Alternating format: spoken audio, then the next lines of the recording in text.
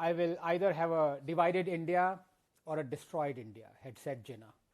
While he managed the former, the Indian state is intent upon managing the latter through uncontrolled runaway appeasement.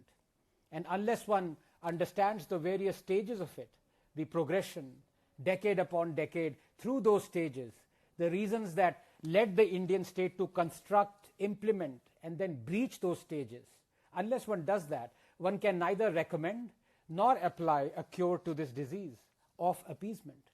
The three stages of appeasement are welfare, Wokefare, and warfare.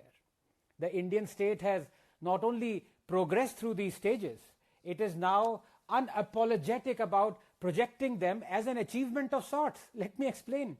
The first stage of appeasement, welfare. Welfare targets the money. It starts innocuously with the flawed pretext that the Muslim minorities are worse off than the rest, and that they are victims, and that they are always exclusively suffering and fare worse off, and every social strife, and that because of this, not only do they need preferential care, it is the majority's obligation and moral duty to be preferential towards them. Not for nothing did Prime Minister Manmohan Singh assert that Muslims have the first right to resources.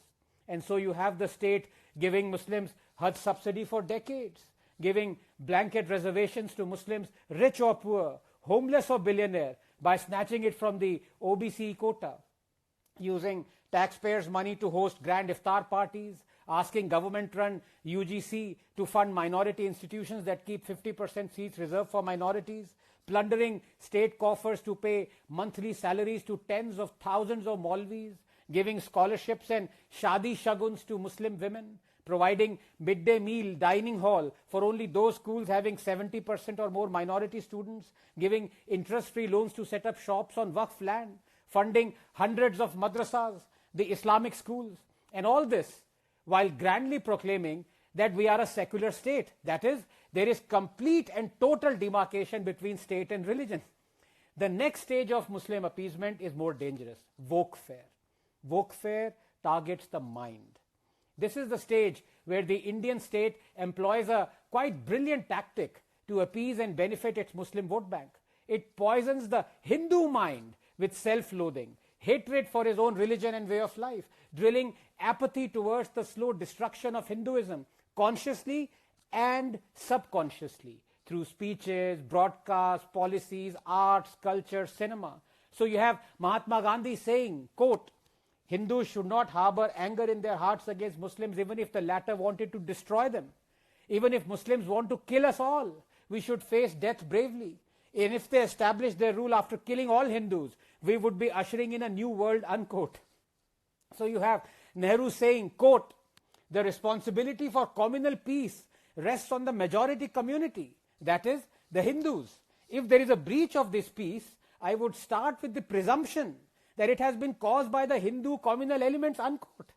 So you have Nehru asserting that, quote, Babur was one of the most cultured and delightful persons one could meet. He did not destroy as his ancestors did. He was a gallant knight, unquote. There was no sectarianism in Babur, he said. No religious bigotry. This is from Nehru's own book, Glimpses of World History. This, despite Babur saying it himself, that quote, I was a wanderer for the sake of Islam and battled infidels and Hindus determined to become a martyr. But thanks to Allah, I became a ghazi. So you have Babur's tomb visited by Nehru in 1959, by Indira in 1968, by Rajiv in 1976, and by Rahul in 2005. But none of them ever visited Ram Janamsthan. So you have Nehru trying to stop the president from attending the consecration of Somnath, saying, quote, he feared revivalism of Hinduism. So you have Bollywood almost always demonizing Hindu priests, Hindu rituals, Hindu practices, but glorifying Muslim rituals and Islam. So you have our roads, our institutions, our cities, named after the barbarians who destroyed our roads, our institutions, and our cities. So you have from Somnath to Kashi Vishwanath, Babarpur to Bakhtiarpur, Allahabad to Aurangabad, Martan to Mathura, the injustices towards Hindus and their culture deliberately being made visible, as though to lionize the debasement, celebrate the humiliation. And the irony is that the same people who have, through Wokefare, taught us to forget historical injustices, drilled this self-loathing in us, these same people want others to fight historical injustices around the world.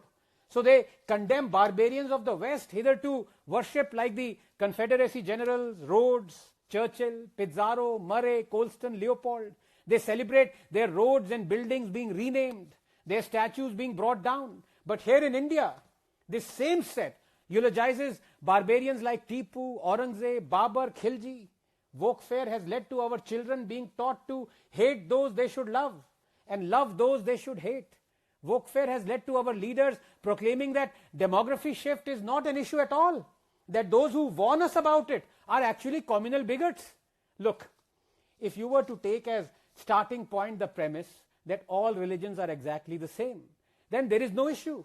Because under that premise, if one religion population can be the majority, why can't be the other? But the fact is, all religions are not the same. Some religions exhibit predatory, supremacist, exclusivist views and practices. The truth is, if such a religious denomination becomes majority population, it begins very quickly dictating its social practices upon others. There are some schools now in Jharkhand that have Friday as a holiday instead of Sunday. We have seen what happened in the Kashmir Valley, and I'm not just talking about the Kashmiri Hindu genocide of 1990. The sitting chief minister now even called for stoning as a punishment there. We have seen the state of homosexuals and atheists and women under the majority of such religious denominations. Atheists are condemned to death in 13 Islamic countries. Homosexuals are caned, women discriminated. We have another chief minister, this time of Bengal, warning Hindus to not venture into quote unquote Muslim areas.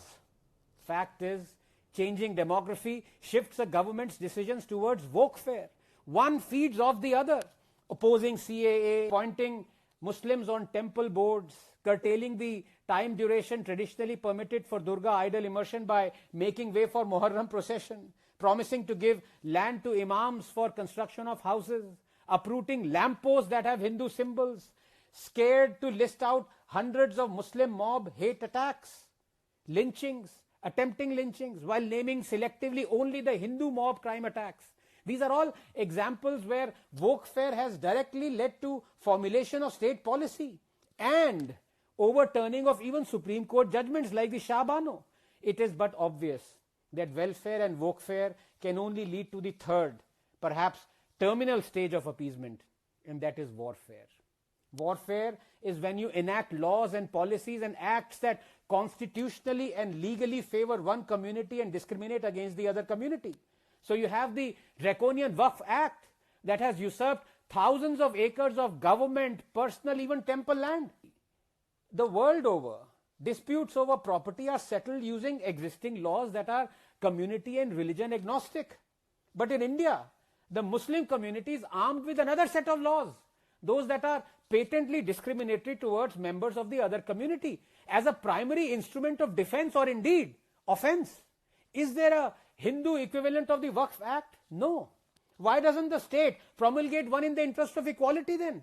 Let those who want continuation of the Waqf Act watch as Hindus lay claim to thousands of mosques and Muslim villages and enjoy the privilege of the disputes being addressed primarily not through the courts but via the clauses and strictures of the Hindu equivalent of the Waqf Act.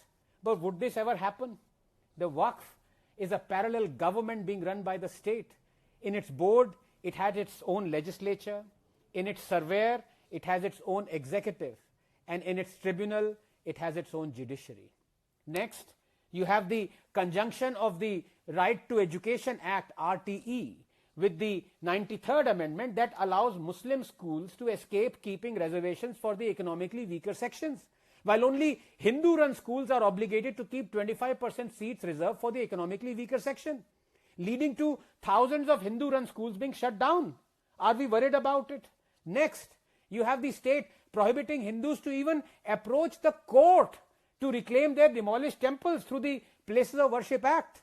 Next, you have the state controlling and taxing only temples and temple land but not mosques. How can the state be secular and at the same time control more than 110,000 Hindu temples and their revenue? As years go by, Mosques will have more and more money to set up their schools and hospitals, rightly so. And temples will have less and less money to set up their schools and hospitals. Is that right? One can only guess what would happen then. It already has started happening. Lakhs of Hindus are leaving the fold of Hinduism, coerced by inducements. Next, you have no obligations for Muslims to accept the Uniform Civil Code, to accept the CAA, to accept laws and acts that the rest of India does. Next, you have terrorists and rioters being released. Remember the recent release of the Coimbatore bombers despite the refusal of the Supreme Court to give them bail? And the release was trumpeted by the government as an example of being concerned about the minorities. You have the Congress releasing PFI cadres, hundreds, releasing those who ran over and attacked police stations like in Hubballi. Its leaders defending Simi in court. Its chief crying tears at Batla encounter. Its PM demanding an apology from Denmark for the Prophet cartoons. So something that started with an innocuous scholarship ends with releasing terrorists. This is what the third stage of appeasement achieves. Hubris in one community and anger in the other. Hubris that Indian laws don't apply to us, and anger that Indian laws are made to discriminate against us. And this leads to warfare. There we have it then. The three stages of appeasement: welfare, wokefare, and warfare. Jinnah must be laughing. His cackle echoes in the dungeons of Patal Lok below. In his life, he achieved the division of India, and in his death, he has achieved its destruction.